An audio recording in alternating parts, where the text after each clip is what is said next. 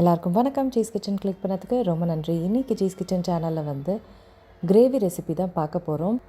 உருளைக்கிழங்குல வந்து கிரேவி பண்ணியிருக்கேன். இது வந்து சப்பாத்தி, இட்லி, தோசை, பரோட்டா எல்லாத்துக்குமே செம்ம டெலிஷியஸாக இருக்கும். ரொம்ப ஈஸியாக செஞ்சிடலாம், ஆனால் செம்ம டேஸ்ட்டாக இருக்கும். இது எப்படி செய்கிறதுன்னு பார்க்குறதுக்கு முன்னாடி மறக்காமல் சீஸ் கிச்சனுக்கு சப்ஸ்கிரைப் பண்ணுங்கள், லைக் பண்ணுங்கள், உங்கள் நண்பர்களுக்கும் இந்த வீடியோ ஷேர் பண்ணி விடுங்க. இப்போ வாங்க வீடியோக்குள்ளே போகலாம். இப்போ ஒரு பாத்திரத்தில் வந்து தண்ணி எடுத்திருக்கேன். தண்ணியில் வந்து கட் பண்ண உருளைக்கிழங்கு சேர்க்குறேன்.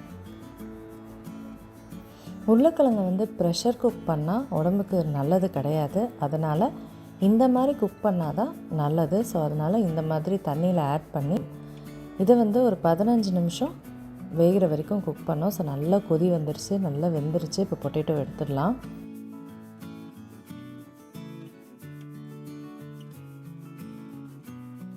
அடுத்தது கடாயில் வந்து எண்ணெய் சேர்த்துக்கிறேன். எண்ணெய் கொஞ்சம் தாராளமாக சேர்த்துக்கோங்க. எண்ணெயில் சீரகம் சேர்க்குறேன்.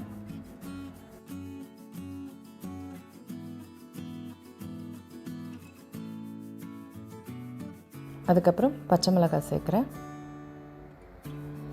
இதை வந்து ஒரு ஃபியூ செகண்ட் சாட்டே பண்ணால் போதும். அதுக்கப்புறம் குட்டி குட்டியாக நறுக்கின வெங்காயம் சேர்த்துக்கிறேன். ஸோ வெங்காயத்தை நல்லா கிளறி விட்டுட்டு இது வந்து நல்லா ப்ரௌன் ஆகிற வரைக்கும் நம்ம வதங்கணும். அப்போ தான் வந்து இது நல்ல ஒரு டேஸ்ட் ஆட் ஆகும் கிரேவிக்கு. நல்லா ப்ரௌன் ஆகிடுச்சு பாருங்கள் வெங்காயம்.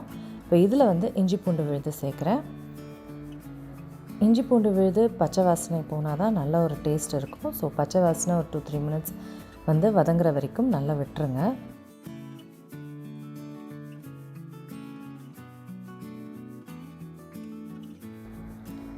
இஞ்சி பூண்டு விழுது நல்லா வதங்கிடுச்சு. இப்போ வந்து அரைச்ச தக்காளி விழுது சேர்க்குறேன்.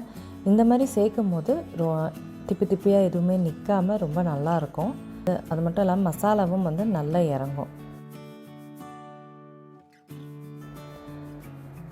ஸோ இது எல்லாத்தையுமே வந்து நல்லா கலந்து விட்டுக்கிறேன். இதுலேயே நம்ம வந்து மசாலா பவுடர்லாம் சேர்க்க போகிறோம். சில்லி பவுடர் சேர்க்குறேன். கொத்தமல்லி தூள் சேர்க்குறேன். மஞ்சள் சேர்க்குறேன். கரம் மசாலா, அதுக்கப்புறம் உப்பு சேர்க்குறேன். இது எல்லாத்தையுமே வந்து நல்லா கலரி விட்டுக்கணும்.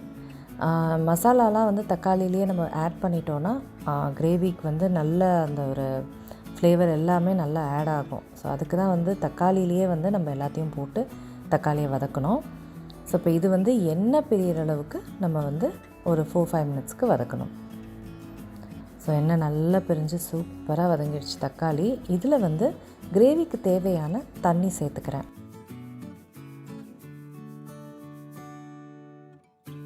ஸோ தண்ணி சேர்த்துட்டேன். இதை வந்து ஒரு 5 நிமிஷம் நம்ம நல்லா கொதிக்க விடணும். 5 நிமிஷம் நல்லா கொதி வந்துடுச்சு. இப்போ வந்து கிரேவிக்கு தேவையான தயிர் சேர்க்குறேன்.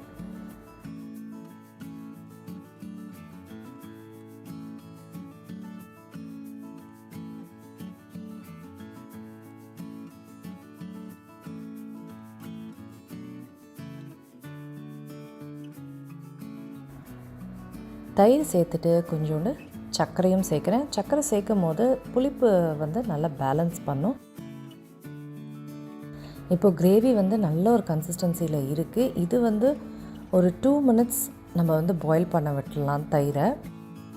2 மினிட்ஸ் ஆகிடுச்சு. இப்போ இதில் வந்து பாயிலான குக்கான உருளைக்கிழங்க சேர்க்குறேன். ஸோ இதுக்கப்புறம் இதை ஃபர்தராக ரொம்ப குக் பண்ணணுன்னு அவசியம் கிடையாது. ஒரு 2-3 மினிட்ஸ் நம்ம வந்து உருளைக்கிழங்கோடு சேர்த்து பாயில் பண்ணால் போதும். கிரேவி வந்து ரெடி ஆகிடும்.